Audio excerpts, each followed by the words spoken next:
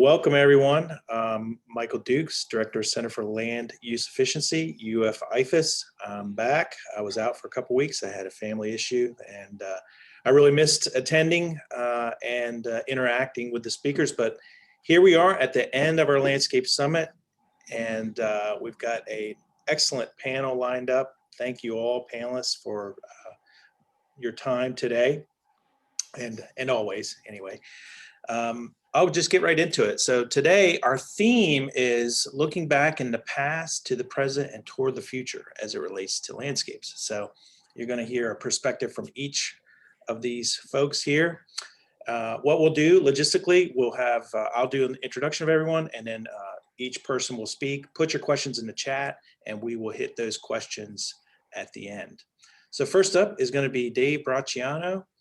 Dave is with Hazen and Sawyer now, consultants in the Tampa Bay region, but you probably know him as a longtime demand management coordinator with Tampa Bay Water since 1989, I think, Dave, if I got my information. Actually, before that.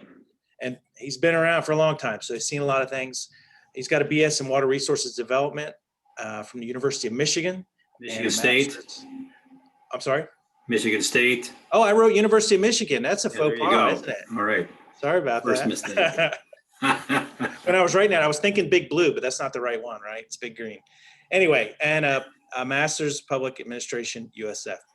Next up after Dave will be Stacie Greco. Stacie's the Water Resource Program Manager with Alachua County Environmental Protection Division. And Stacie, I think I found you've been with the county since '04. Sounds about right. Been around a while. She is responsible for programs that you're going to hear about today, like turf swap and the irrigation ordinance and things like that in Alachua County.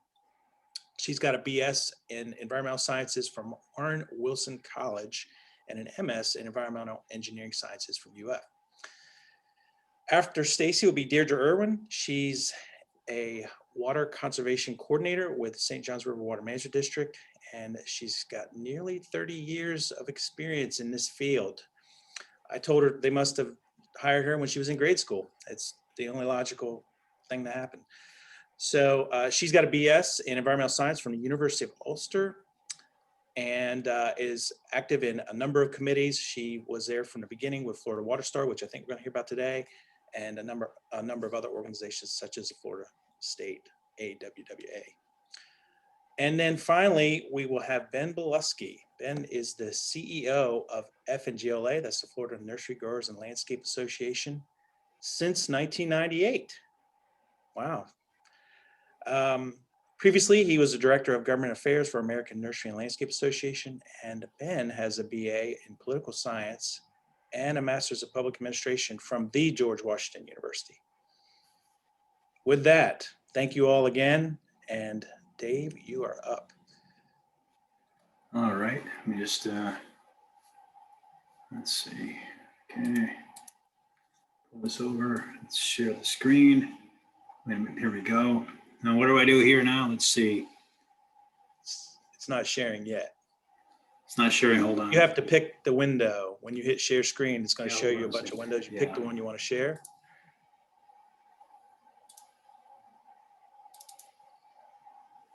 That looks okay. good. Can you see that? Okay. All right. So I'm going to talk a little bit about kind of the regional perspective and from the Tampa Bay region, kind of what we did as a regional agency. I know there's a number of our members on there today. I'm going to focus a little bit more on the research that we did, kind of going way back in time, leading up to some of the analysis that we did, and then kind of focus in on some other things as well. Let's see, how do I change slides here? Hold on a second, I'm having trouble here. There we go. So I'm going to focus on major milestones affecting urban water use in the region. 1980s was our first water conservation programming due to some increased population growth in Northwest Hillsborough County. Water wars in 1990s, that's when the region was in a lot of consternation regarding water supplies, some of the work that we started doing then, some quantification and cooperation, and our first structural programming that was developed to kind of identify some of the things that our member governments had done already and some of the things that were potential for the region in the future. the 2000s, we're going to talk a little bit about water shortage, executive orders that were put on by the Water Management District, some ordinances that were developed, some program enhancements for those ordinances. And then from 2010 to 2020, I'll talk about technology, some hands-on programming, and then planning for implementation. So just to go back in time, our first issue that we had in our region, this is how I got involved initially in demand side management, was that we had a water conservation demonstration program in Northwest Hillsborough County. West Coast Regional Water Supply Authority was supplying water to that area, the only supplier to Hillsborough County in that area. They had a significant growth, and peak demands were exceeding the water supply availability.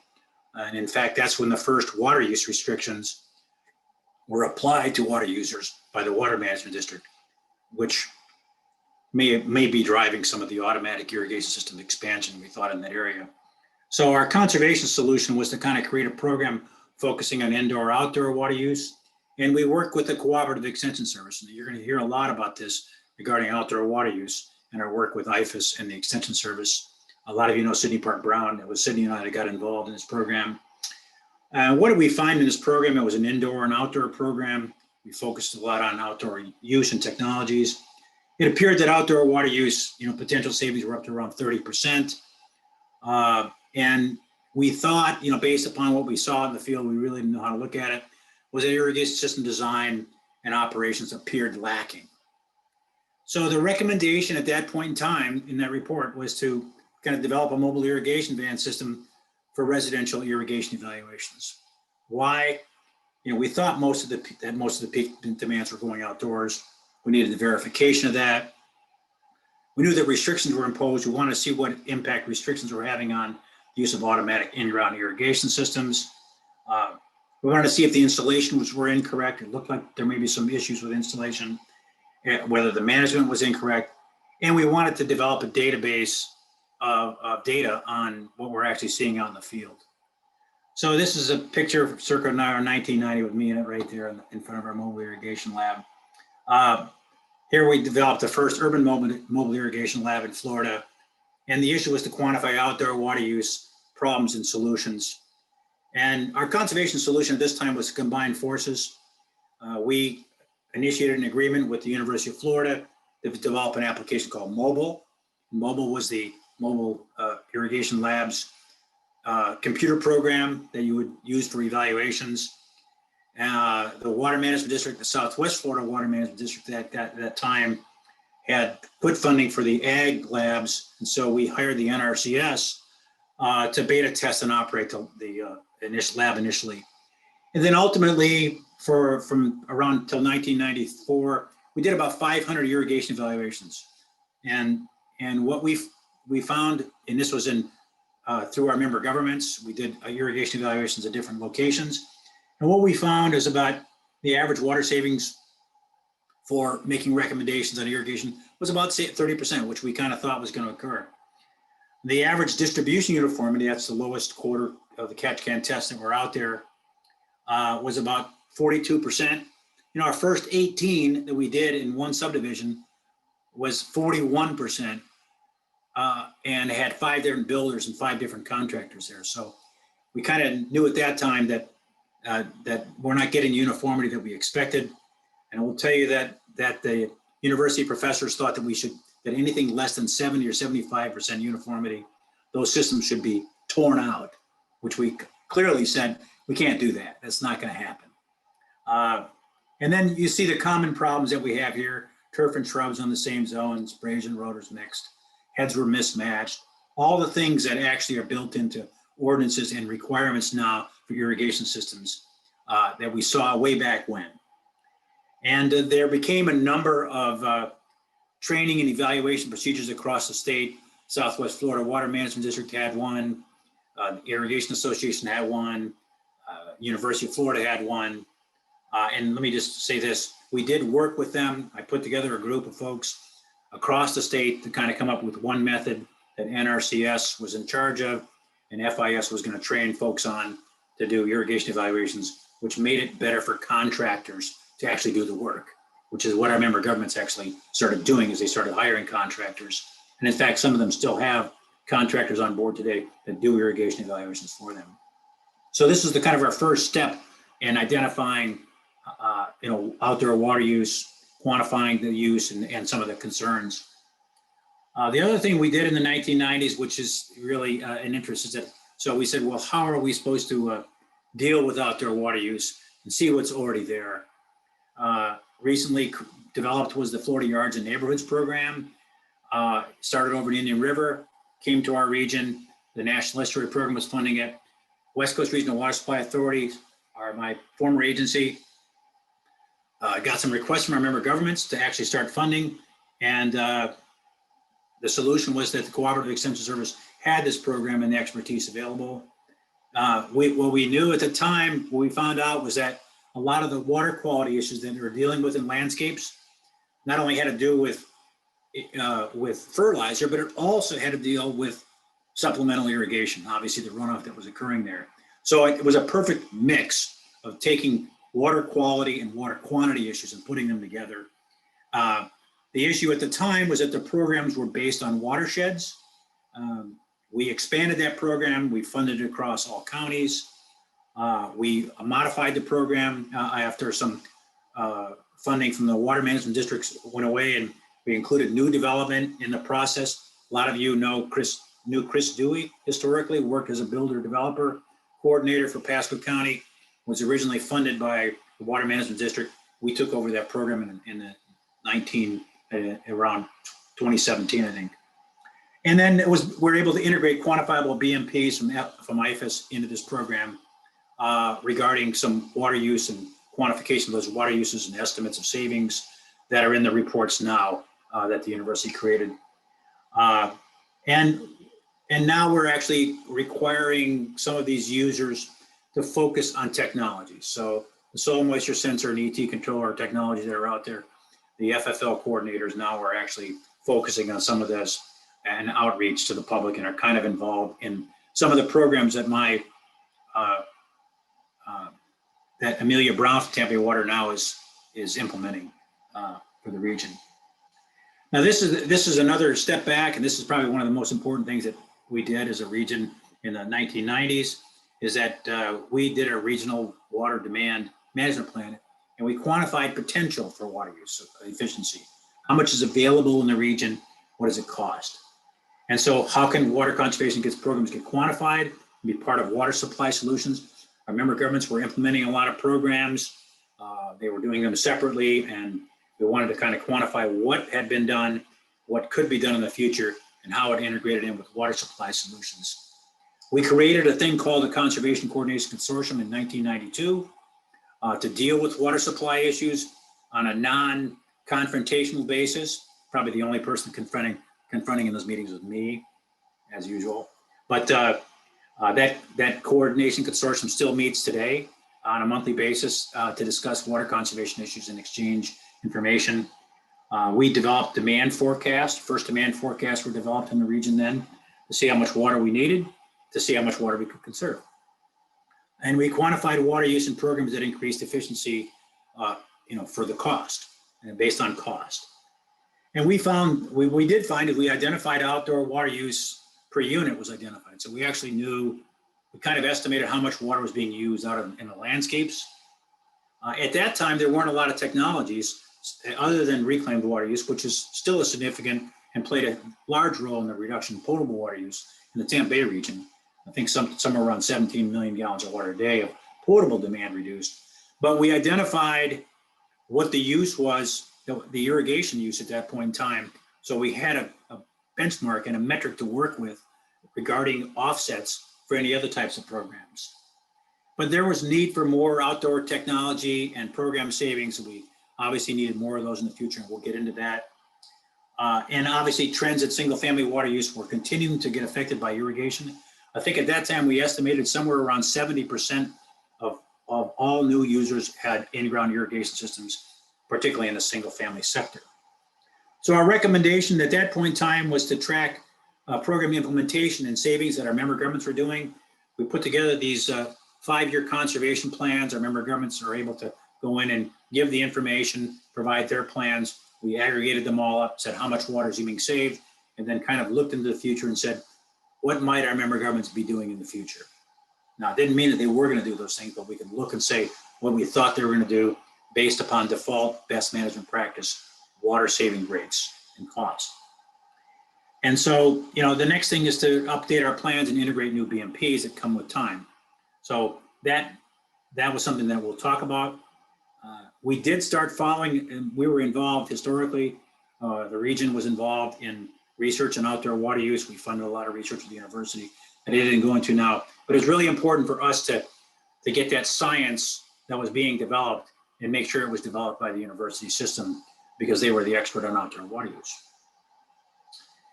In 1997 to current, we developed a WaterWise Award program, and this is really where we start getting into new home construction and ultimately kind of leads toward Florida Water Star. So the issue was how to integrate FYN principles and irrigation efficiency into the new home market. We worked with the Extension and FYN and the Builders Association, which is obviously who's coordinating a lot of that building in the region. And we developed a landscape showcase home in 1997. We created some criteria, evaluation criteria that focused on indoor and outdoor water efficiency. And we integrated that in with the parade of homes in 1998. So new home, if you're going to see a parade of homes, you can see the landscape there and actually see how it functioned. There's a couple pictures on the right side. We also got involved in the Southeast Builders Conference and the Aurora Awards program for landscapes. And so we were asked by the Florida Home Builders Association to get involved in that. And then as we started developing these evaluations and continued to move forward, we worked with St. John's River Water Management District on development of Florida Water Star in 2007. I think that was Catherine Pordelli at that point in time. And then ultimately, because we were starting to get evaluations throughout the state, we didn't have a mechanism to kind of stay involved. We started promoting Florida Water Star as part of the Aurora Awards program in 2008, 2009. So what we did find was that some of these model and custom homes did integrate some of these concepts into their designs. Irrigation efficiency, system efficiency was inconsistent, which means that they were maybe doing the landscape correctly, but they weren't doing the irrigation system correctly. And we also expanded our program, and it's still mostly now it's focused on existing homes. And we expanded it to see whether or not new homes' low scores were being replicated by people who were actively involved in their landscapes. And of course, the existing homes scores were much higher than new homes, which indicated that there was a lot of potential left in the new home market in order to save water versus what we're seeing, for example, in Florida-friendly landscaped homes and other water efficient homes. So our recommendation was to focus in on new home efficiency standards. Some of it's Florida Water Star and other programs that needed consistent approaches.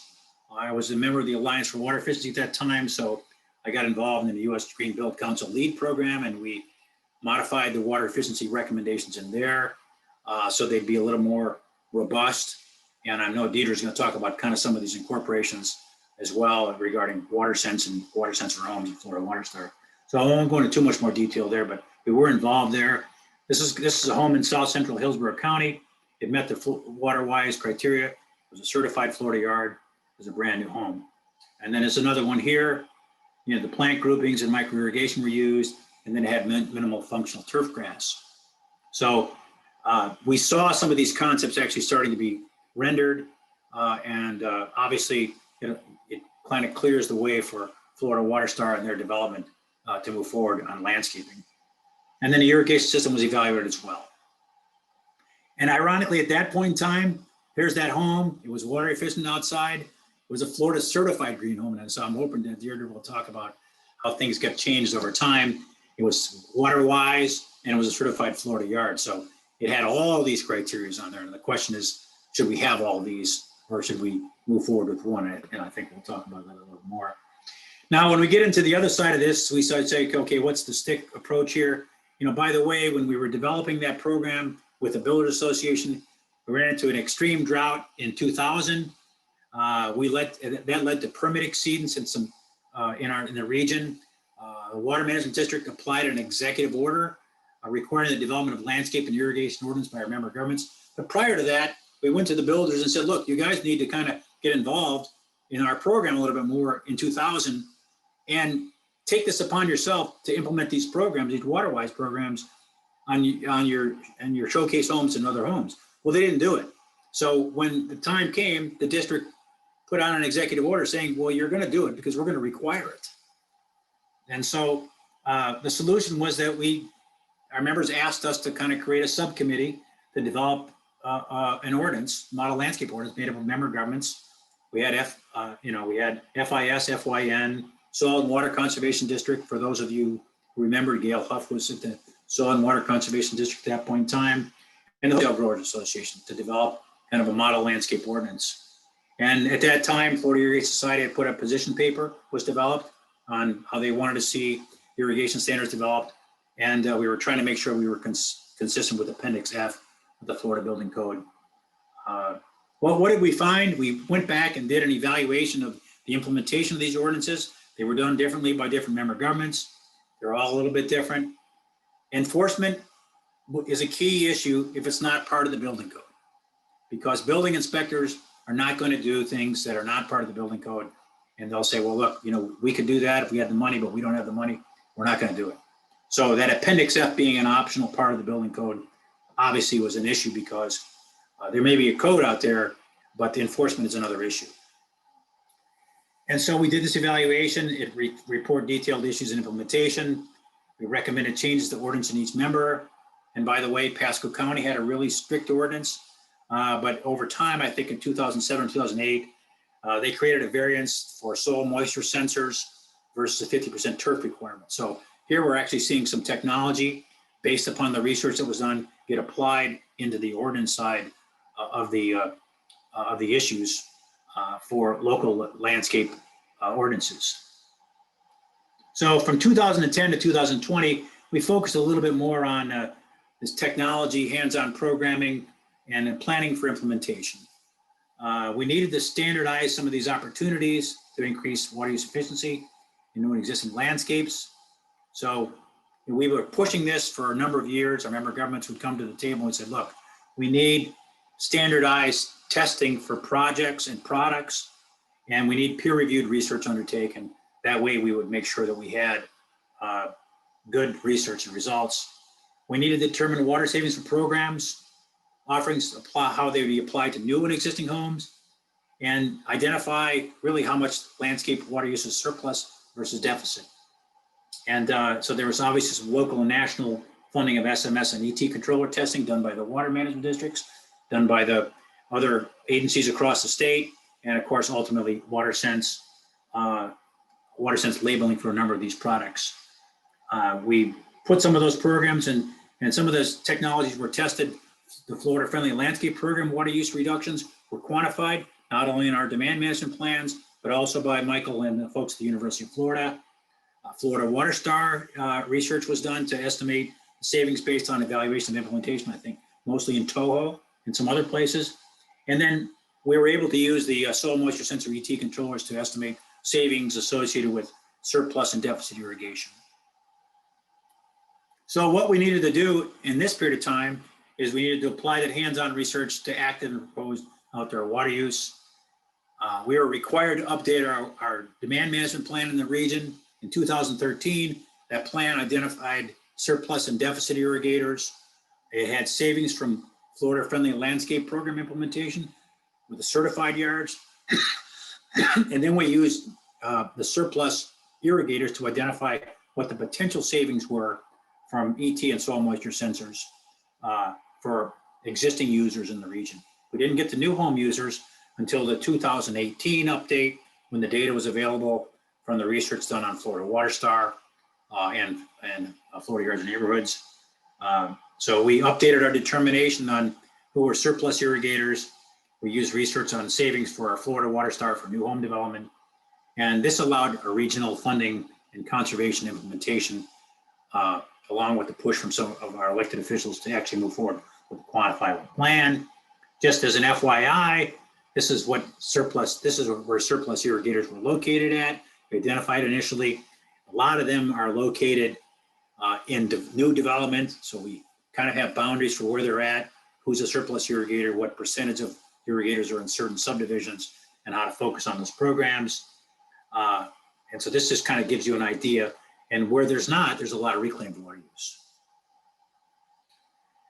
In 2018, when we were updating our plans, the board said, and we were looking at implementation strategies, the board asked us to look at cooperative funding from the Water Management District, and that created an implementation plan for Tampa Bay Water through and with its member governments to implement a series of best management practices that focused in on indoor use and outdoor use. I've highlighted the outdoor water use programs here. I'll point out that the alternative irrigation source program has gone up to $1,000. And the Florida Water Star program you see there is a $1,000 program. We felt like we needed to increase the cost of that program because of the potential on new home growth, and that there wasn't a lot of success at lower levels of incentives unless you mandated it. And Tampa Bay Water had no ability to mandate it. So here you can see some of the costs and some of the cost per 1,000 gallons of this program being implemented. And those are the programs that are being implemented now by Amelia Brown at Tampa Bay Water. And ultimately, the goal here is to reduce the need for new supply development. Here you can see a graph of demand forecasted out through 2040, since been updated, but it shows what impacts occur through passive water efficiency, and then the impacts that potentially could occur if we implemented about 11 million gallons of water day savings by 2030. And obviously that has to get done, and that's the phase that the agency is in currently. I walked it all the way through to the implementation strategy, and then COVID happened. And so I think we're a little bit behind. But the interesting thing to note here is that as programs move forward, you see a savings rate. I don't know if you can see my cursor, but in 2030, the savings appear to stop. And that's because some of the program elements, savings rates only go for 5 or 10 years. And so when those savings rates go away, you either implement them, you hope a new baseline has occurred, or you lose those savings. But the goal here is to move the graph down. And in conclusion, I'm just going to say that there's been some strong analytical research, and good data is the key to quantifying conservation potential. If you were on here with Nick Taylor's presentation, he's got a lot of the Tampa Bay Water data now that he's working with. We need a lot of local data. A lot of our member governments have and continue to implement programs. We're able to tag those accounts and quantify their water use and savings. State programs are important, and obviously we're going to hear about that. And then national savings rates and national programs is important as well. All these technologies really need independent third-party testing and verification, and we hope that continues through WaterSense and through other mechanisms. And finally, partnerships increase the likelihood of buy-in, approval, and market legitimacy. And obviously we've done real well working with our member governments, the Irrigation Society and folks, and now we need help getting to the builders. So hopefully Deirdre will talk about that. And then for more information, there is a website you can go to out there. It's TampaBayWaterWise.org that actually shows those 11 elements being and kind of some of the details associated with those elements. So I think we're going to wait for questions later, but I want to recognize the Demand Management Program Manager, Tampa Bay Water, Amelia Brown, who will replace me upon my retirement. And we'll come back for questions later on. Thanks. Hey, Dave, thanks. So put your questions in the chat at any time. And next up will be Stacie Greco with Alachua County EPD. Well, hello, everyone. Such an honor to be here, sandwiched between some of my water conservation heroes. So let me okay, is that the right view, Michael? Yep, looks good. Okay, great. Well, I'm Stacie Greco, and I'm going to jump in with a local government perspective on landscaping programs. So here at Alachua County, we have two main strategies, education and regulatory. So with our education, we're really trying to shift that landscaping paradigm, like to borrow what Dave said, minimal functional turf grass. So trying to make it so that we have less highly managed areas with a lot of inputs. And I'll talk about the tools that we use in our educational campaigns. And we also have regulatory. So trying to reduce irrigation and fertilizer use, mainly through our water quality code, which includes an irrigation efficiency design code, irrigation restrictions, a fertilizer ordinance, and a Florida-friendly landscaping code, which I'll highlight all of those.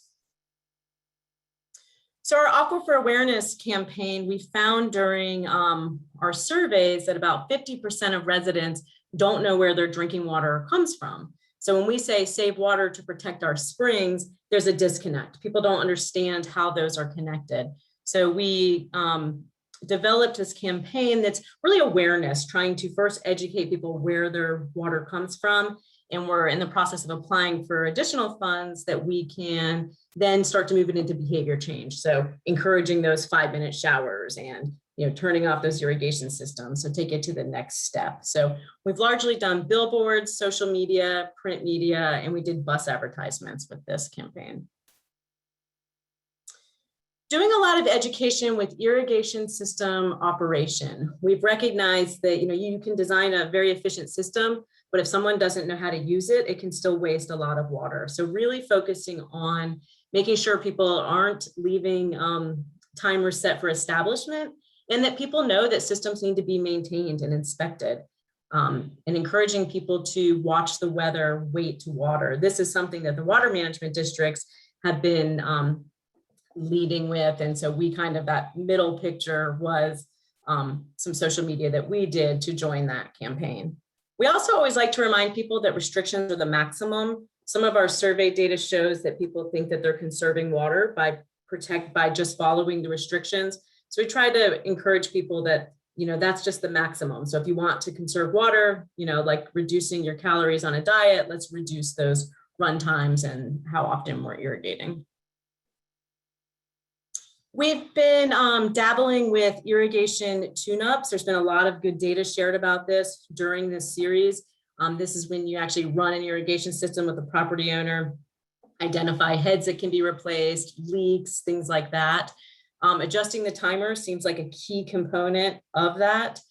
These are time intensive, getting onto people's yards, scheduling with them. This takes a lot of staff time. So we're currently looking for a way to leverage that. Maybe we can use our staff time and as a match, and then we can have funds to fund people to fix the things that we identify. We're also looking at doing videos and things like that that might kind of be an intermediate that doesn't take as much staff time, but might get us some good results.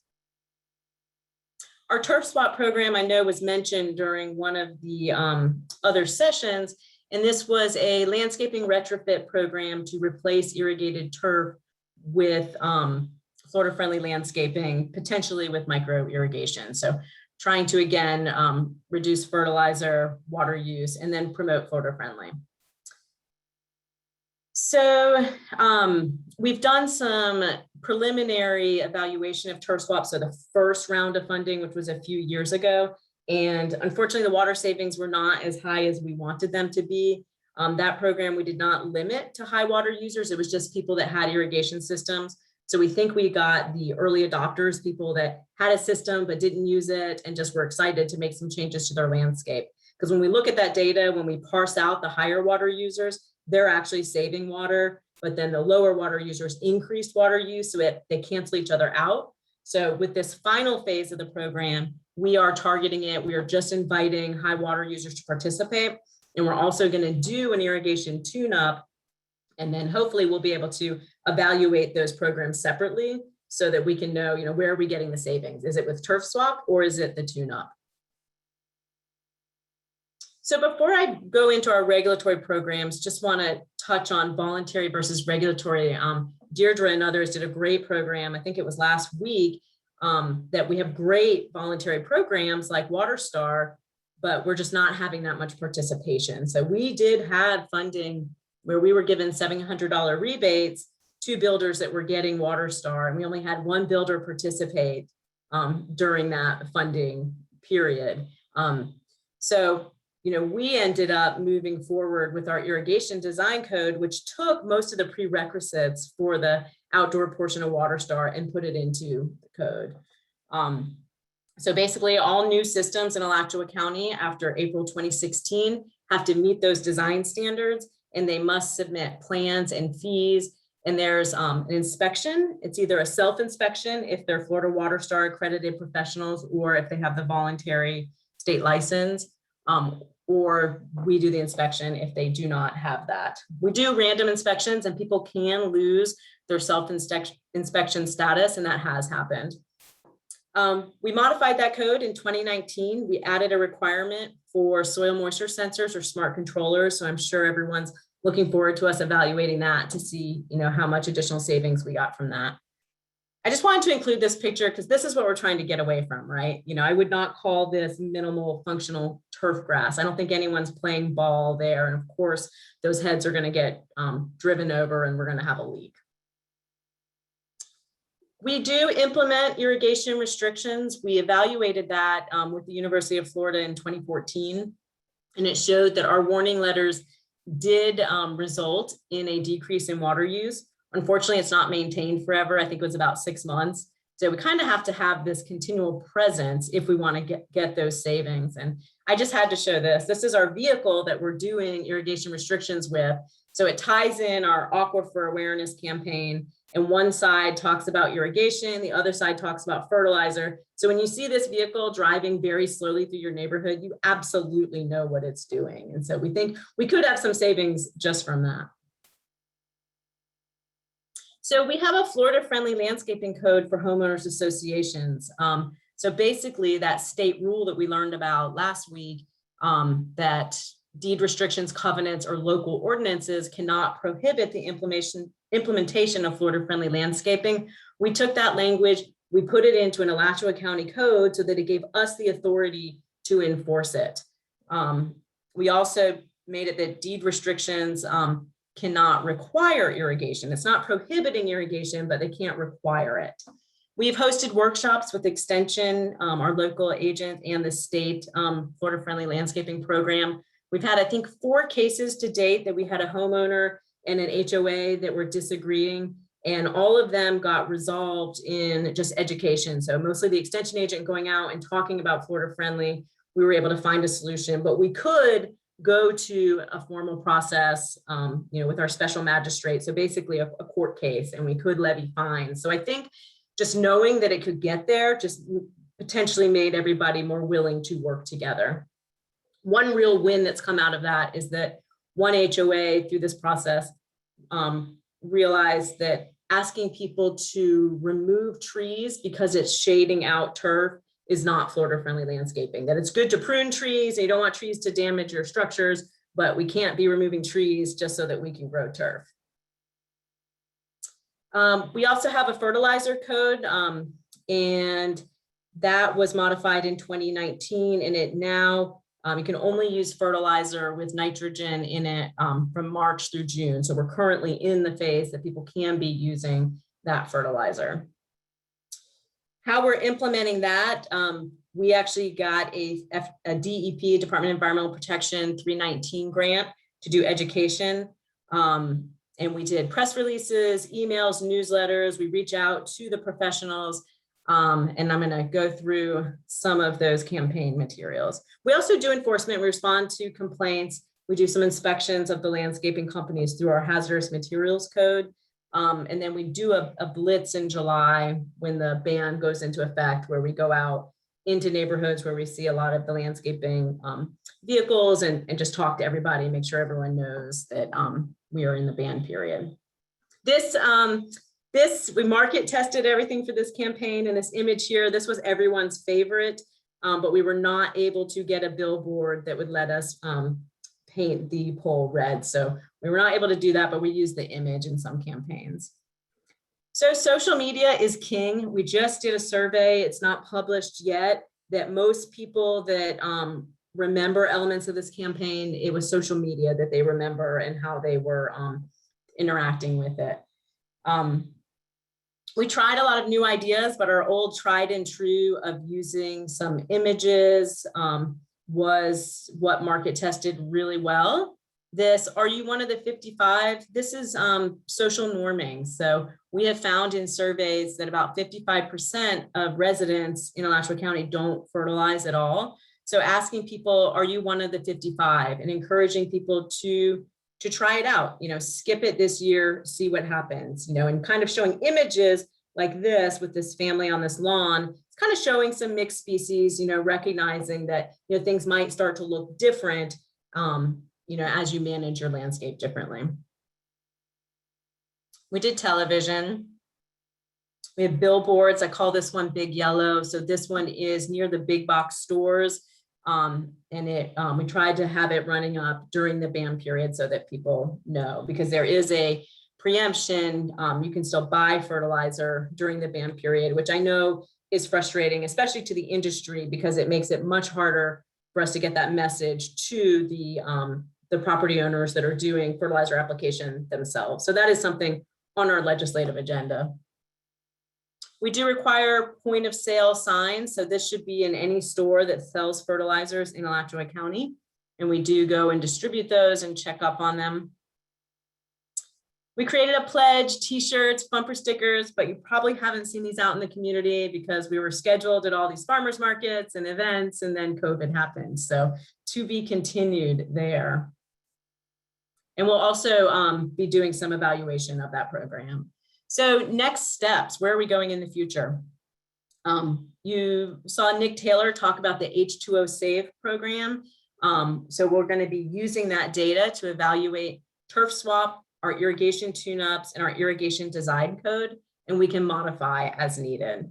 It's a really great tool to help us so we're not just blindly doing some of these things. So like Dave was talking about, it's very important to be looking at our results.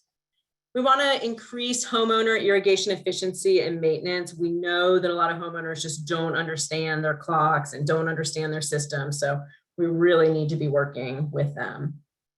Also want to start to get into some targeted education for reclaimed water users. We know through the H2O Save tool that there's a lot of reclaimed water being overused in some areas. There's not as much of a price signal, and there's not the irrigation restrictions.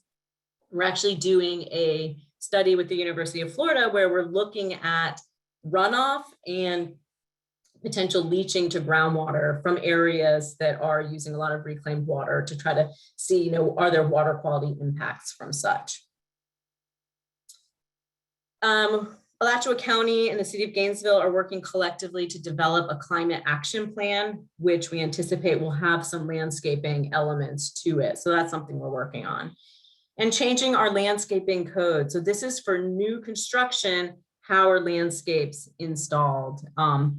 And we're looking at requiring soil amendments. So Dr. Eben Bean gave a presentation on the water savings from those soil amendments. We're right now doing a study where we're looking at potential leaching of nutrients and other contaminants of concern to help us with that policy as to what should that soil amendment requirement look like. Been interested for a long time in evaluating water use from landscape irrigation wells when people don't have that price signal anymore, when they're sick of paying that utility bill and they put in an irrigation well, they no longer have that pressure to conserve, and we no longer are accounting for that water in our state water use projections. So looking for some funding to continue that project. So if anyone has any extra money, get in touch with me. Something that's been on our list is to work with the water management districts to seek permission to adopt once a week, year-round irrigation restrictions.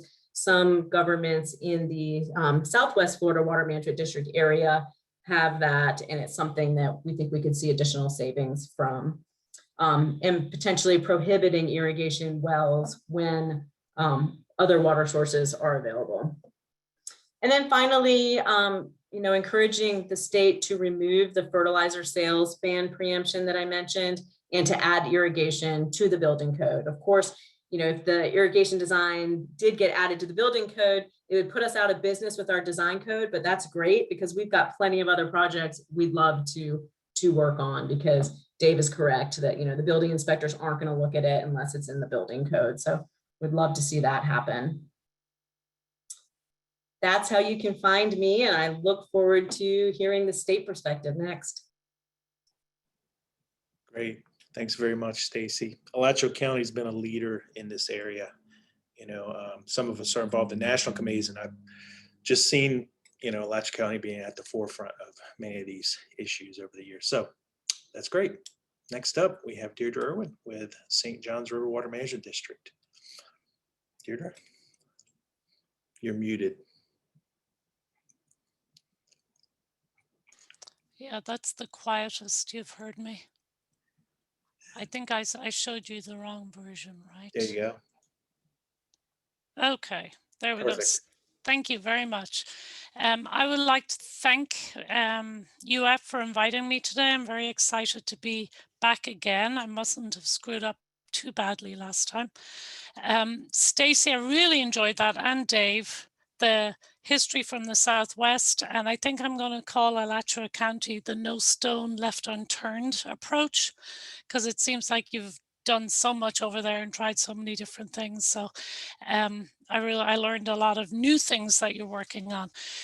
So in preparing for this and thinking about it, I talked last week about certification programs, and that we have great programs statewide, professionals who know how to do it, research that shows third-party certification works, but they're not being adopted. So I really went down a lot of rabbit holes. I spent a lot of time reading research from other states and how other people have done this. So I'm going to share some visions and some thoughts for what's happening around the country, in addition to what's happening here in Florida, and things we could maybe evaluate a little more as we proceed towards trying to implement more sustainable landscaping. So we've already got a lot of great tools in Florida between our comprehensive planning, and I'll share a little more about the One Water plans, state mandates by statute or building code. We've kind of started moving in some of that direction with smart controllers, Florida friendly landscaping, not so much in the building code as I discussed last week. Irrigation restriction rule delegation, we've now have delegation of the irrigation restriction rules statewide, not adopted 100%, but I think we've seen a lot of progress this year. Lots and lots of cases of landscape design criteria in local codes, whether it be tree ordinances, Florida friendly codes, irrigation design codes, lifting them straight from other programs. So we've really, from what Dave described in the 90s, the early days of all of this, there's been progress, but I will say something Dave said, I wrote it down even, irrigation systems and scheduling appeared lacking.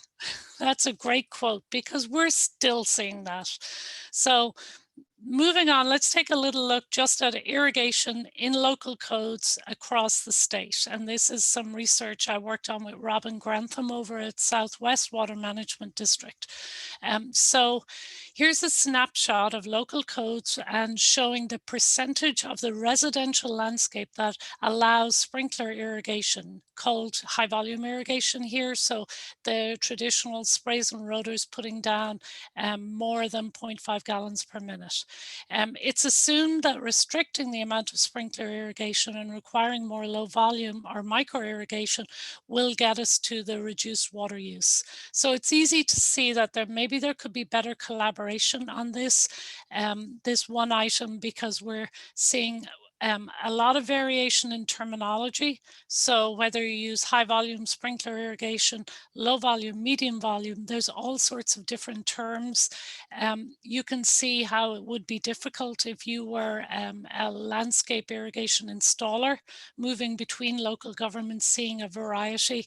So maybe there's room for improvement in how we write our local codes, and especially something Dave mentioned, through the work he did evaluating local codes. A lot of times there's an uphill battle to actually implement these codes, but then there's an expectation that those codes will be implemented over time. And Stacie, I think, mentioned that that can be challenging at times to consistently go out and make sure it's being done. We know it's not being done adequately in many areas. Another approach is where local governments have literally lifted the criteria used in, for instance, WaterStar, and put it in their local code. The language has been tested, it's been used, it's generally accepted, it's written in such a way that most contractors can understand it. So we see a number of local governments who took the irrigation and landscaping language out of WaterStar, put it in code. We've got another smaller group in Central Florida that have actually tied the certificate of occupancy to either WaterStar certification or meeting every single code and proving in another way that they actually meet the criteria. Going outside of Florida, and this is where I lost a whole bunch of time. This program I was very familiar with already. I serve on the board for the WERS program, but this water efficiency rating score, WERS, similar to, if any of you are in the energy world, is similar to what a HERS score is. It's a third-party verified tool that's used to predict water use for new and existing properties. And in the case of the city of Santa Fe, it's located in a drought-prone area. Water conservation is a key strategy for long-term sustainability and resiliency. So the city employed a range of different strategies in the past. They weren't seeing the results they needed. So the city commission in 2006 committed to the 2030 challenge. And I've seen this repeated in many programs across the country. There was actually an impetus to change landscaping to meet a climate change goal for their community. So that was the case here in Santa Fe. So while a lot of people might think those challenges are all about energy efficiency, the amount of energy needed to extract, clean, and deliver potable water, and then remove and treat wastewater is in many cases is the single largest municipal energy use.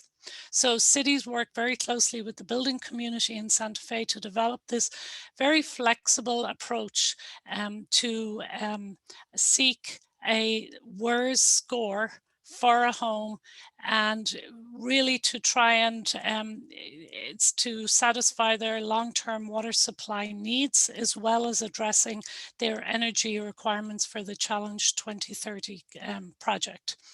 And this was implemented now several years. It's being amended. There's training for contractors. It's been a really successful program, and other areas across the country have been adopting it. So there are other approaches. It is a fairly complex program, I will say. Training is definitely needed. It's a little different to how we've been doing it with the prescriptive approach in Florida. But, you know, I think it's important to evaluate lots of options.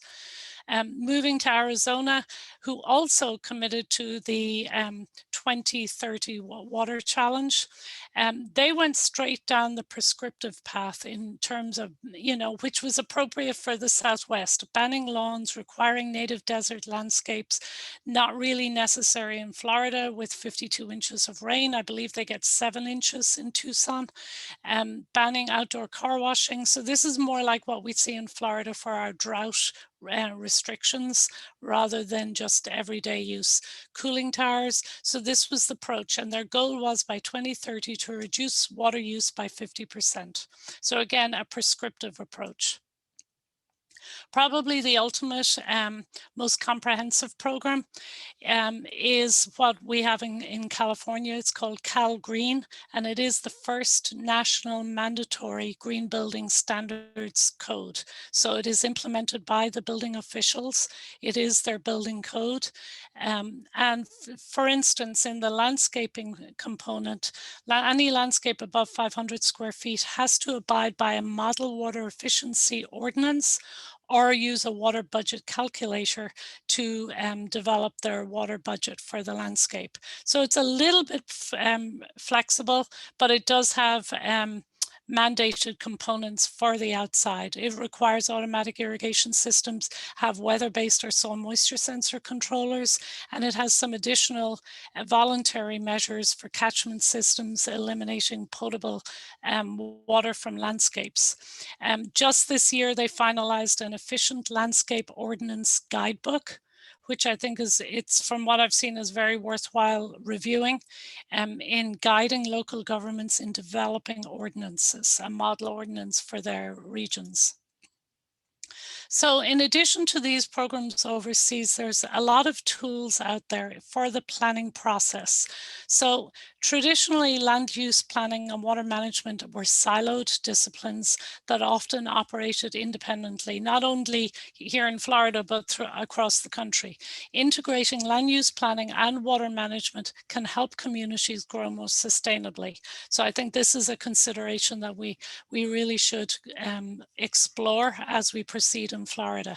Municipalities and counties that exercise smart decisions about water development begins with they are better positioned to deal with water scarcity and other challenges that may come down the road. Water conservations and incentives that will actually reduce the impact of drought when they do experience a drought. So there is an organization, the Water and Planning Network, that has this fabulous tool called Incorporating Water into Comprehensive Plans. It's a free tool. You don't have to be a member of the American Planning Association. And you can, it's available online. So I think you can just Google that term right there.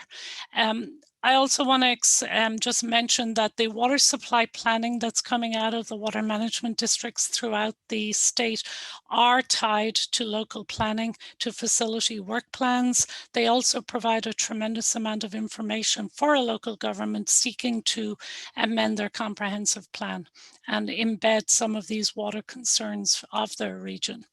So a lot of the things that are included in the tool talk about different components of water management, water efficient land use, and how you meld these together. The example I want to give in Florida actually comes out of the Southwest. Hillsborough County, Florida, implemented what they're calling the One Water Comprehensive Plan. So this approach serves to update and modernize and combine the previously separate water management, stormwater management, potable water, sanitary sewer elements of their unincorporated comprehensive plan, and to reflect on the interrelated nature of water in their county.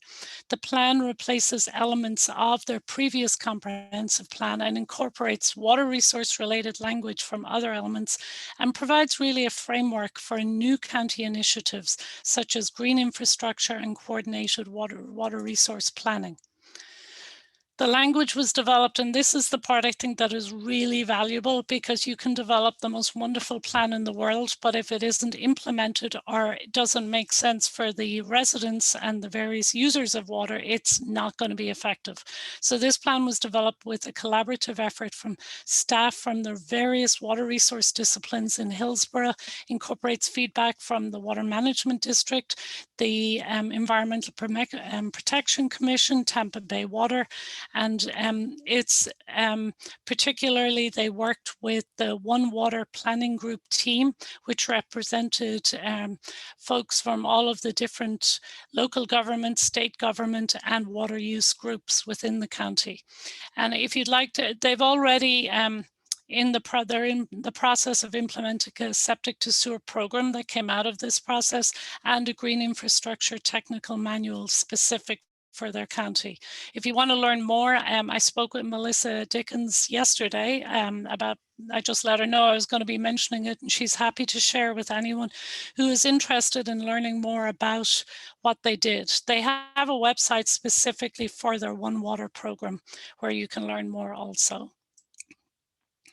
So another, getting away from the local government approach or the state mandates, another approach here in Florida is a unique and interesting one, and it's where private industry in Florida came together with growers, landscape growers. Cherry Lake Tree Farm in particular led this effort called the Outside Collaborative. It launched last year with a conference that ended up being hosted virtually, and it has these 10 goals. So again, it's an effort to form a collaboration between local government, state government, the professionals who work in these green industries, and it's open to any and all who are interested in participating and exploring some of the approaches we've learned about throughout the summit these last few weeks.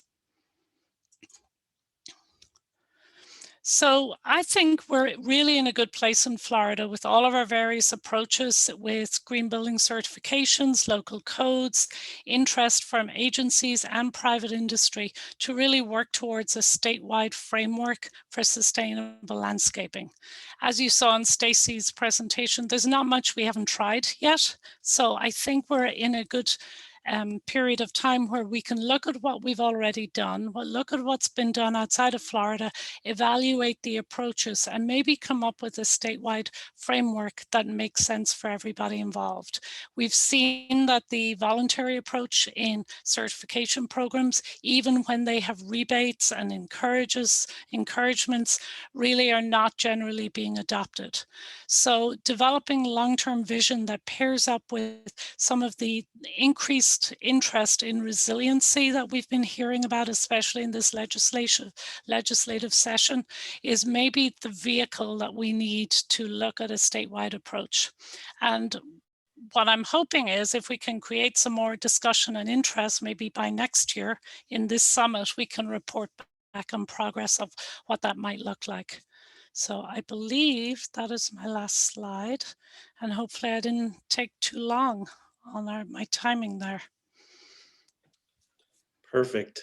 Thank you, Deirdre. Okay, let me stop sharing. And we will hold you to that 2022 update on this at the next summit. Okay, sounds good. Very good. And so for the final member of our panel, we have Ben Bolusky, CEO of Fngla. Ben, the floor is yours.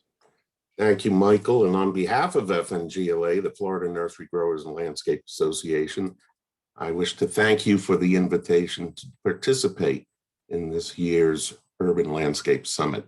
I don't have any slides because I can only handle one button at a time.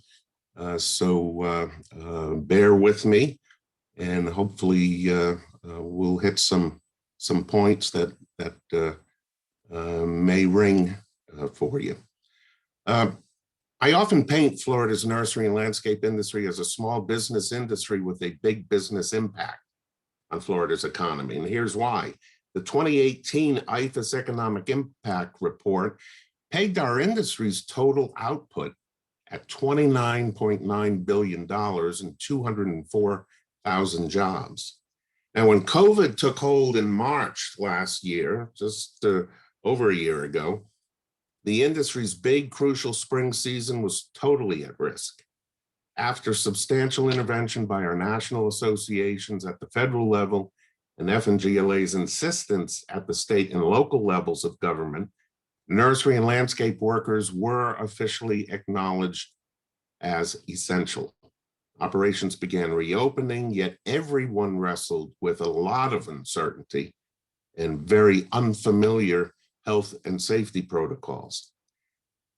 As it became apparent these conditions were going to persist, homeowners and consumers looked around and decided this was the time to spruce up their yards, gardens, and landscapes and buy new indoor plants. They were going to be spending all this time at home.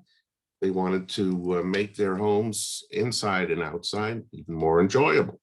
And as a result, most Florida production nurseries, landscape firms, and retail garden centers not only recaptured their lost early spring sales in the pandemic's first few weeks, but 2020 surprisingly turned into a record year for the industry.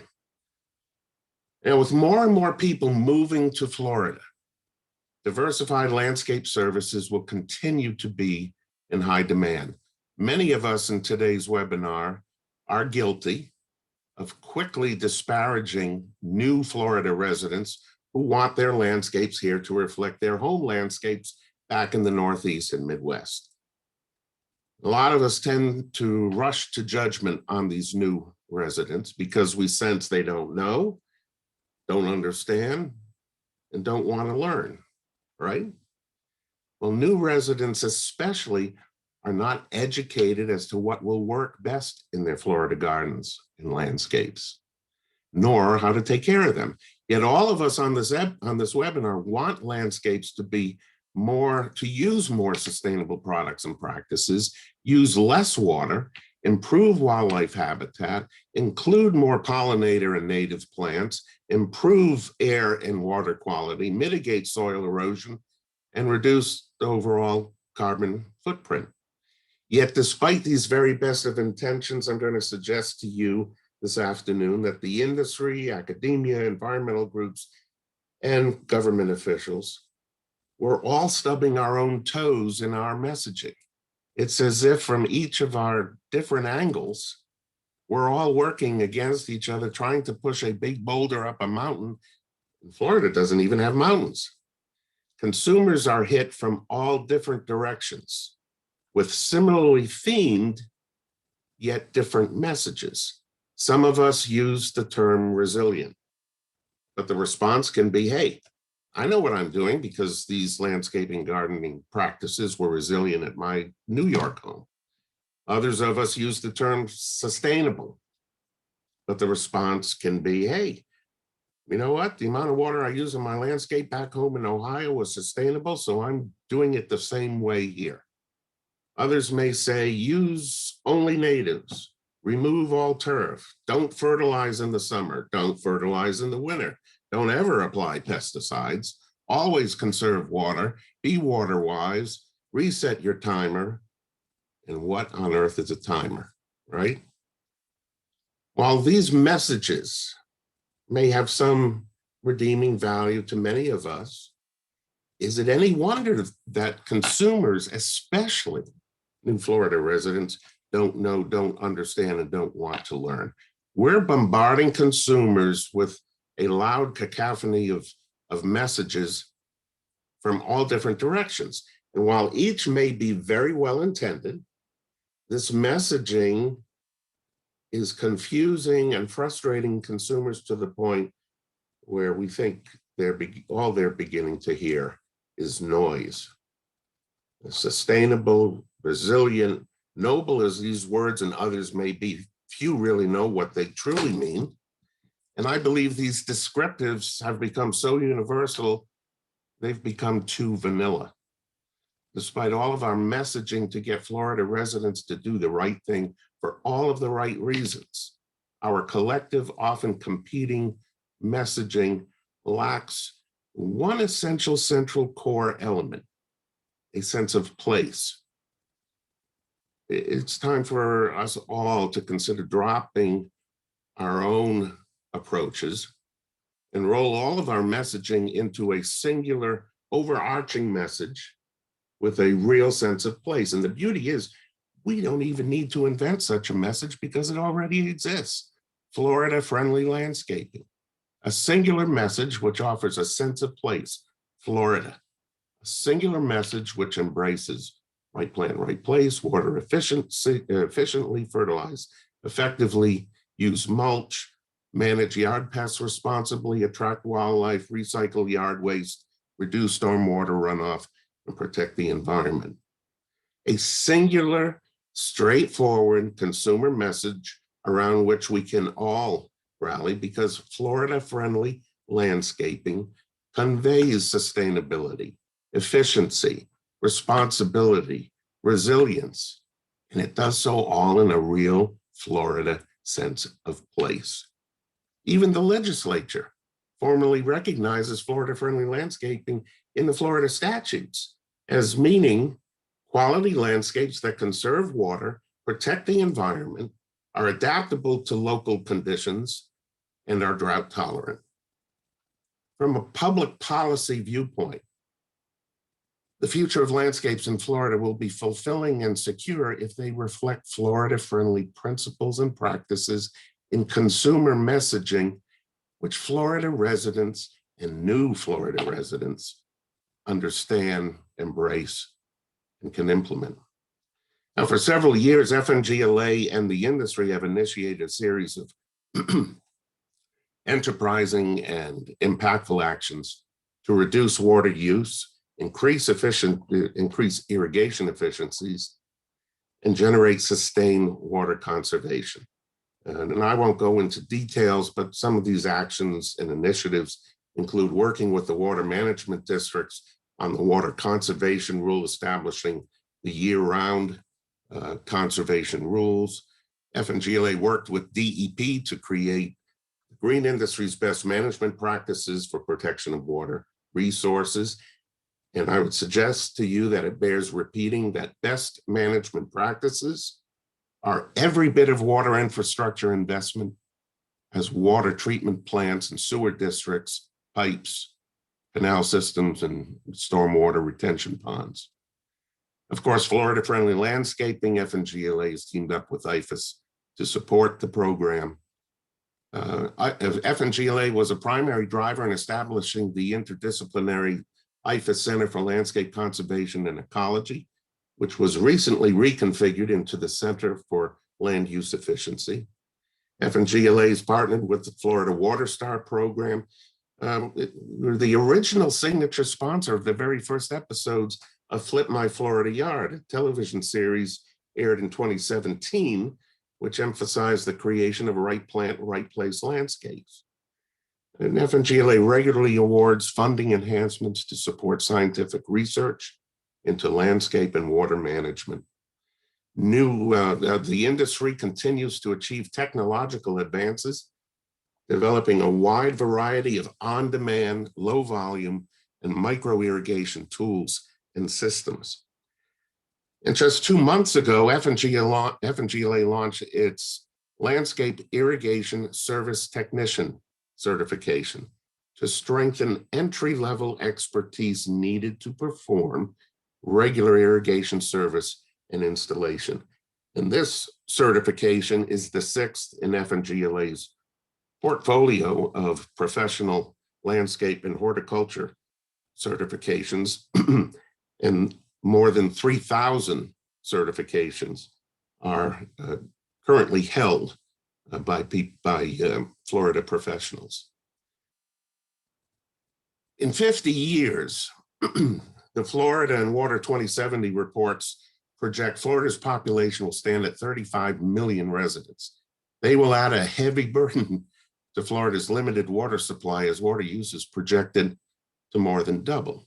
And we believe Florida's landscape industry has a significant and pivotal role to ensure there will be a sufficient supply of water to meet Florida's diverse needs.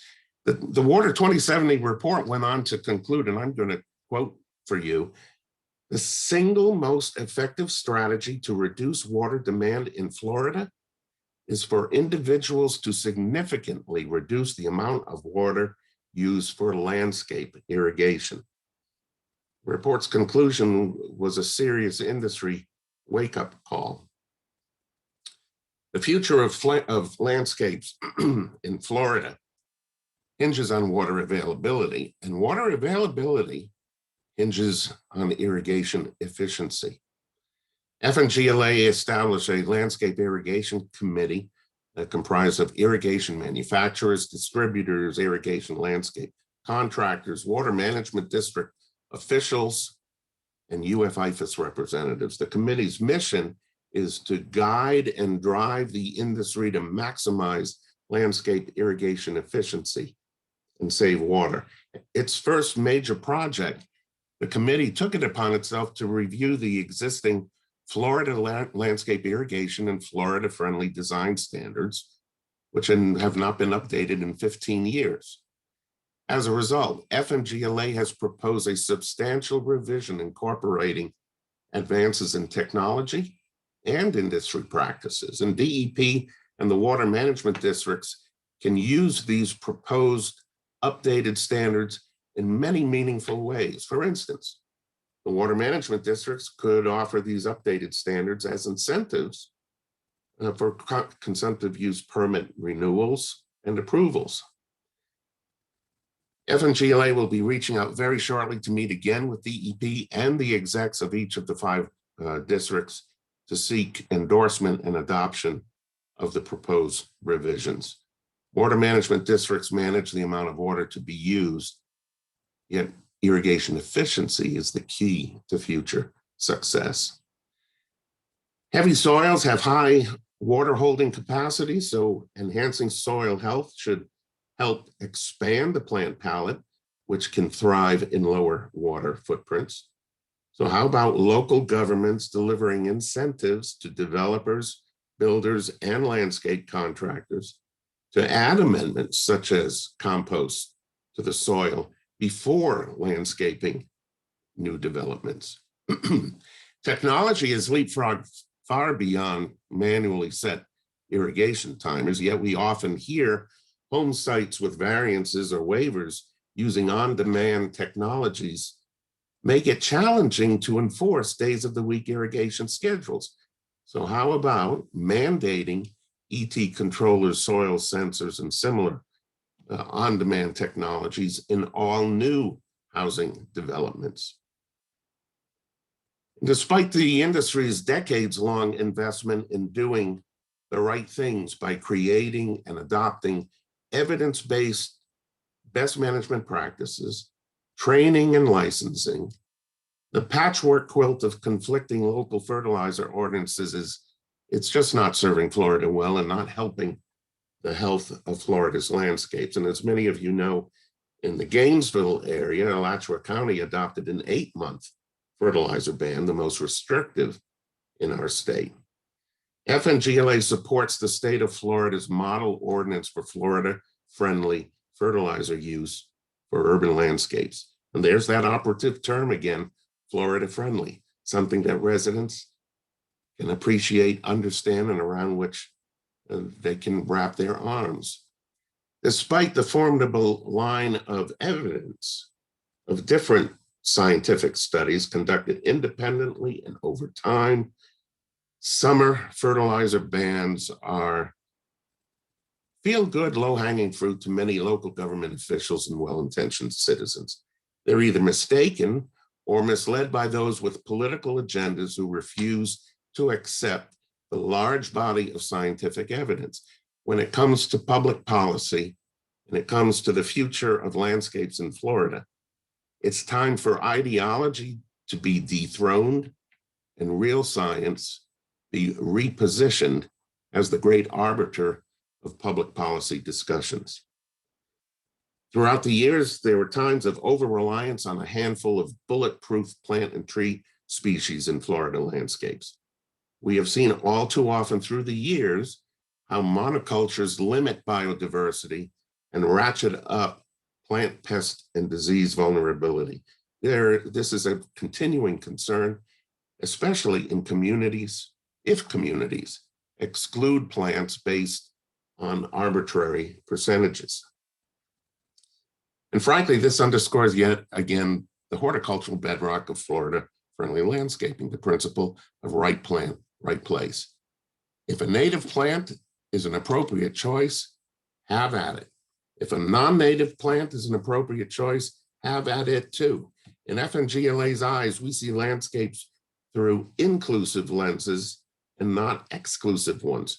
We also see current and future needs to, one, broaden the production of large native shrubs, trees, and pollinator plants. Two, continue developing non-native landscape plants, which are bred to adapt to Florida's climate. So they may be drought tolerant, heat tolerant, water efficient, pest resistant, non-invasive, colorful, easy to maintain.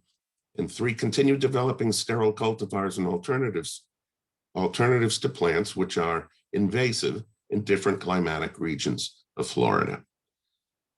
And in many parts of our nation, reforestation of current urban areas defines the entire scope of their urban forestry practice. It's evolving quite differently here in Florida, as our urban areas are a fraction of their projected future size. Just think of Florida with 35 million residents instead of today's 20 to 21 million. So we need to convince public policymakers that urban forests, green spaces, and green stormwater infrastructure are natural components of climate policy choices.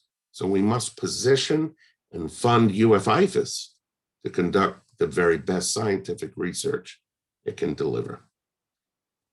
So to conclude, kind of wrap all of this up, the future of landscapes in Florida faces a lot of challenges. Yet I'd submit to you that some of the very best solutions are within our collective reach, if we're willing.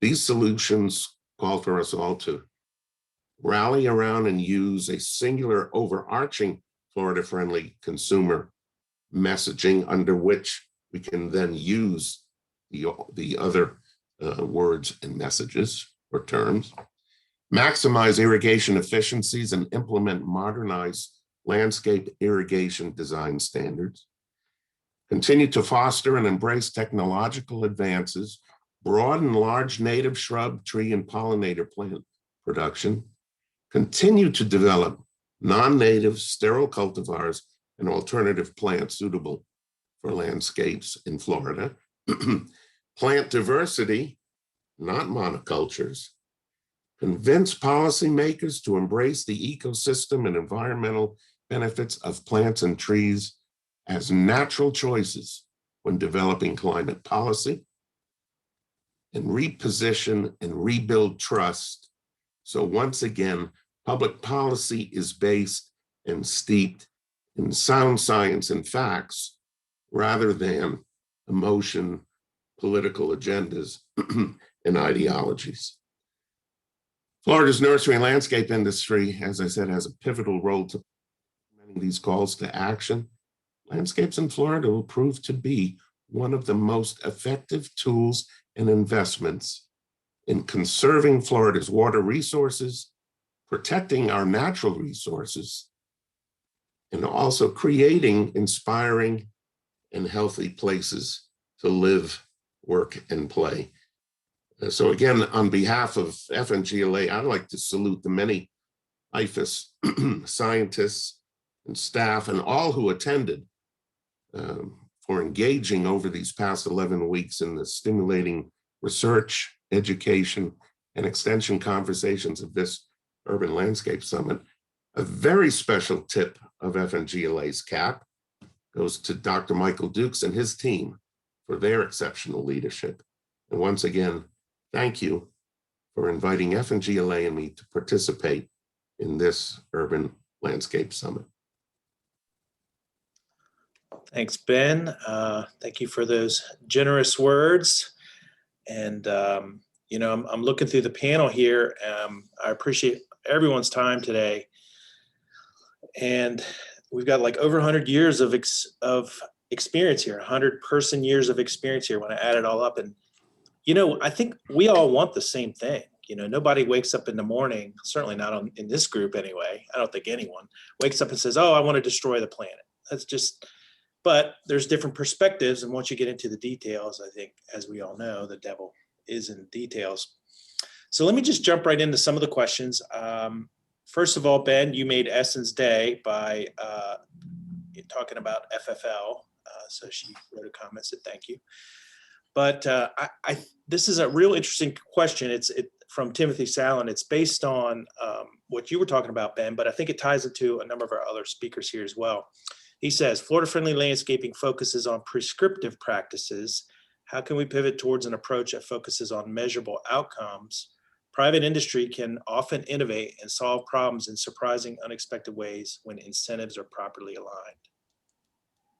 I don't know who wants to take a stab at a response to that. I'll make a comment on that. It depends upon the entity's goals. And so we don't have one government. We have multiple governments that do multiple things.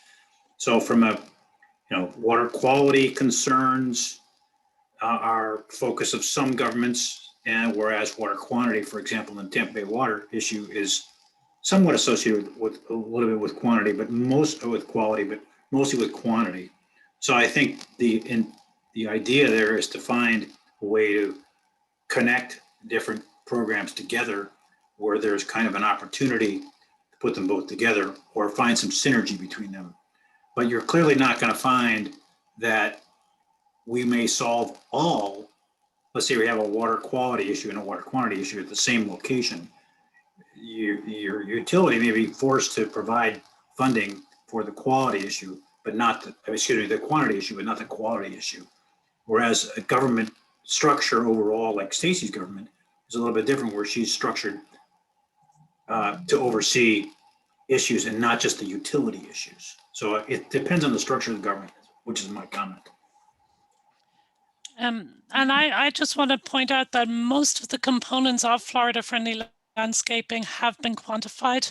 And I know that because I've reviewed that paper so many times. We use the quantification paper from UF for all of the components of Florida-friendly in our water supply planning prediction tools. Like, we know if you implement this, this, and this is the likely outcome. So we do have some.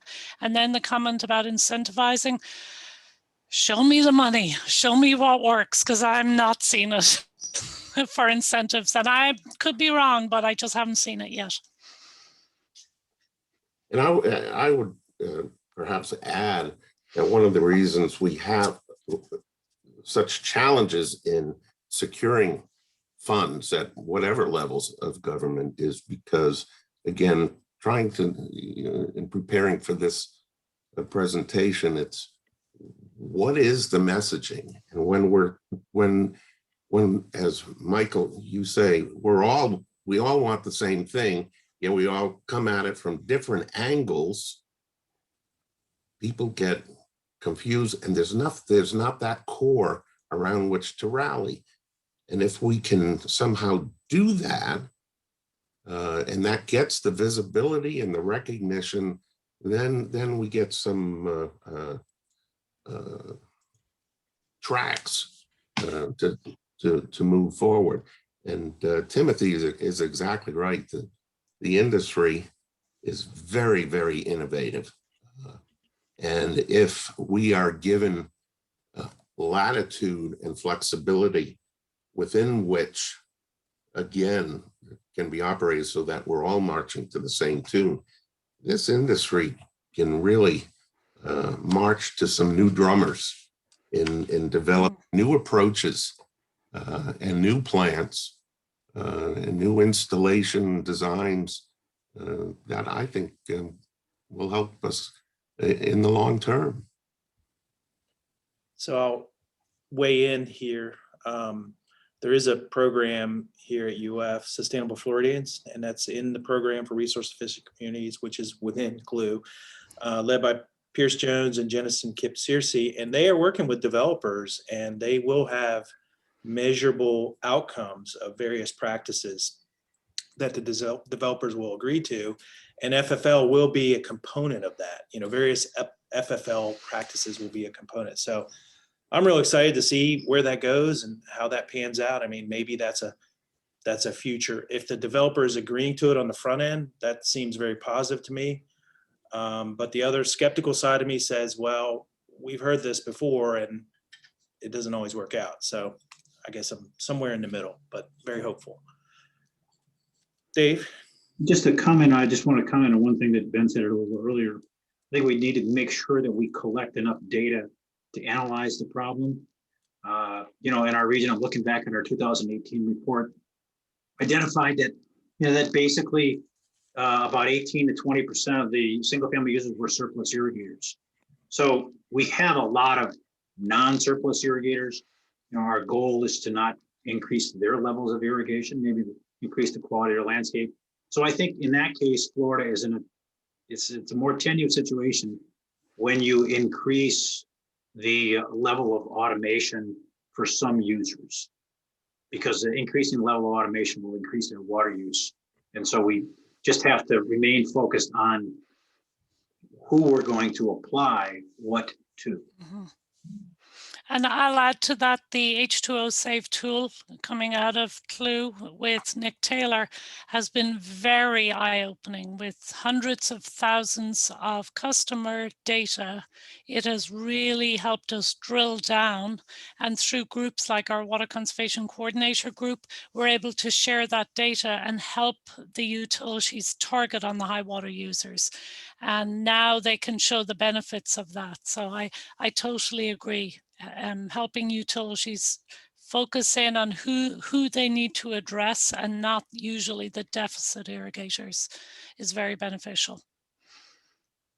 Yeah, we'll be using that data from the H2O Save tool to potentially limit how much irrigation restrictions we're doing. So maybe not going out and driving around, which is really staff intensive, just mine that data and send letters to some of the high water users. And then it's super easy to monitor that success also.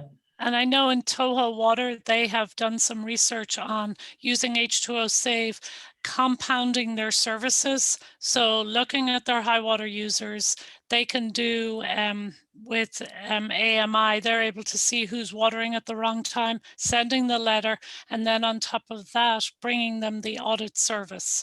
So that one customer who's overwatering gets 3 implementations and the savings compound. So I think with all the automation with AMI, H2O Save, the answers are there. But I also agree with what Ben said, the messaging. So Ben, if you can come up with the magic wording that will help all homeowners, because I get those calls. Can you please tell me the grass that doesn't have weeds, doesn't need much water and stays green all year? So if you could help me figure that out, that would be fabulous. Well, while Ben is composing his answer to that question, I guess there's a couple more things coming in here. Oh, Jennison points out, we just had a meeting with the development team. We're working to apply the Sustainable Floridians benchmarking and monitoring program. That would be Sustainable Floridians BMP, which includes and complements FFL and H2O Save to a 30,000 acre development. So very excited to see where that goes. I mean, maybe that will, does anyone want to, we're going a little bit long here, but does anyone want to cast their vision to the future and maybe predict what 20 years from now we will be talking about?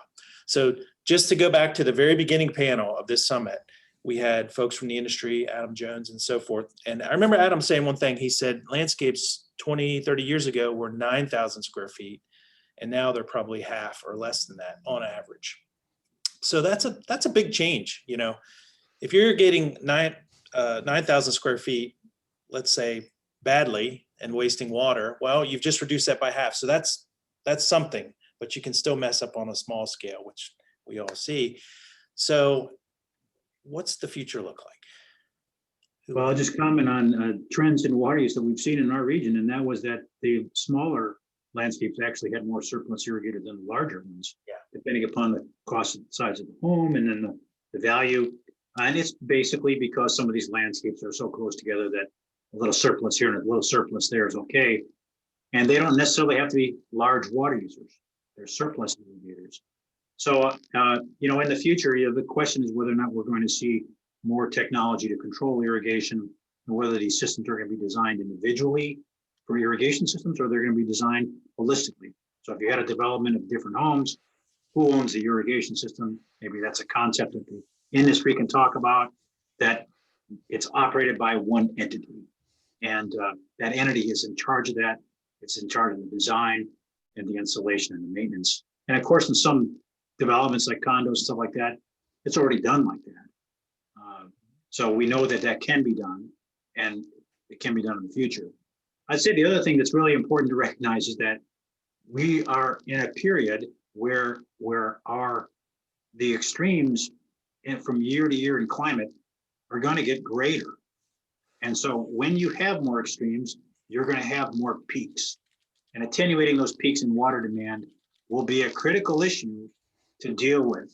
Not only a critical issue for water suppliers, critical issue for users, and maybe even for landscape materials that are being planted. And so that's kind of what I see the future is that you can solve some of these problems, but it's going to be a moving target. It's hard to imagine water pricing not going up as we start to grow. So I wonder if that pricing starts to shift demand a little bit more, and we start to see people have different expectations of their landscapes. And does everything have to be, can it still be attractive but not as highly manicured? So not taking as much irrigation and chemical inputs. Just the one more. Hard. Go ahead, Ben. Thank you, Dave. that I think it's very challenging to predict, you know, what the landscapes will be 20 to 30 years from now. If you think back 20 to 30 years ago and where we are today, we're using instruments and tools that never even dreamed of back then. And I think, again, to get back to Timothy's comment about innovation, it's not limited to certainly to the nursery and landscape industry. There are some systems, I think, that we don't even have the imagination to think what they will be 20 to 30 years from now. I think a lot will be, aside from that, a lot will be driven by the amount of land that is used, or the amount of land designated for development, and how expensive that becomes. And I think that will filter down to every other aspect, because remember, 20 years ago, there was that whole big drive to building McMansions across the country. Now it's much smaller. Now on the coming out, hopefully, of the pandemic, where, you know, so many people were sheltering in place or having to stay home or furloughed, is that going to again make homes enlarge at all, or their yards? And so, you know, jury's out. I'd love to have a crystal ball. Deirdre. I think we have a responsibility with all that we know to build homes that are, well, I don't care what word we use, sustainable, resilient, whatever word, so that homeowners moving in from out of state don't have to worry about understanding all the varying messaging. They already have bought a house that's water efficient inside. We have EPA Water Sense program. It's all labeled, really straightforward, zero additional cost to any builder, costs the exact same. Outside, personally, I'm really a fan of water budgeting. So it gets to what you're saying, Stacie, where a utility like the City of Claremont is doing this, takes the time to figure out how much water should be allocated.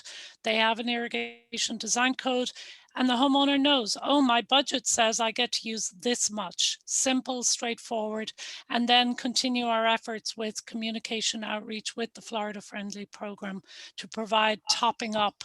But I think we owe to homeowners who buy a home in Florida, that it already be built efficient or sustainable. So that's where we should be. There's no reason not to be. So Dave, did you have a? Yeah, just a comment on paradigm changes.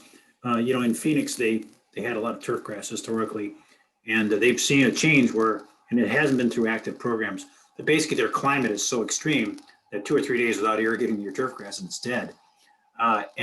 Basically they've eliminated a lot of turf grass in Phoenix simply because of climate, which is one example of how things have changed.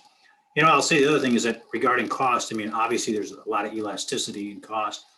Now, some of Tampa Bay Water's member governments don't even have cutoffs on sewer charges. So as those charges go up, people don't want to irrigate with potable water. Years ago, we were part of the Florida Section 8 WWA's lookout through 2030, which was like in 2000. And one of the things we proposed was that maybe we wouldn't use potable water for irrigation in the future. And so that would kind of require either reclaimed water to be used or rainwater harvested water for supplemental irrigation. And you might see those in the future if the cost for supply development are so great that the footprint is too large. Might be an alternative. And Stacie's point about cost is critical. As cost goes up, people use less water unless they have the financial ability to still use that water. So, I mean, I think one thing we do know is that if cost is an issue, water use will change. Mm-hmm. Yeah. Well, we've gone a little long, so I apologize to our attendees for that. I usually try to stay right on time, but I thought we were having a very good discussion here. And thank you all for your presentations and for taking a stab at predicting the future, because we all know it's difficult. As a matter of fact, it's probably impossible. I mean, imagine 1995. Do y'all remember 1995, what you were doing in 1995? Okay, imagine in 1995 if I had showed you a photo of someone in a mask staring at a smartphone. You wouldn't know what the heck was going on. Mhm. But that's where we are today. Yeah. So with that, thank you again, and I appreciate it. I look forward to seeing y'all in person at the next summit type Here, of thing. here. Yeah. See you. Thank Thank for you so hosting. much. Thank Thanks you for all. doing this. Great to see everyone. Have a good Great day, to y'all. see you. Bye-bye. Bye-bye.